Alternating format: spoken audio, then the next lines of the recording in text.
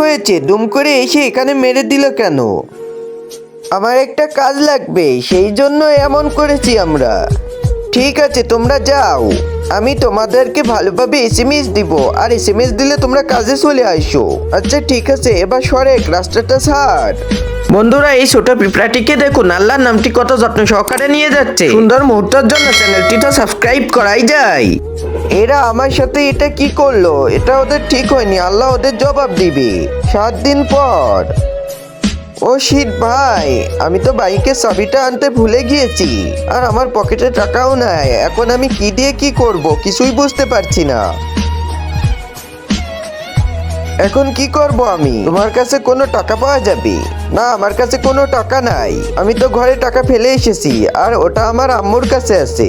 তুমি আম্মুর কাছে টাকাগুলো নিয়ে এসো, আমি পরে দিয়ে দেবো, তাছাড়া কোনো উপায় নাই। আম্মু তো টাকা দিবে না। চুরি করব? চুরি? আচ্ছা চল, ঠিক আছে, আমরা টাকাগুলো এবার চুরি করতে যাই।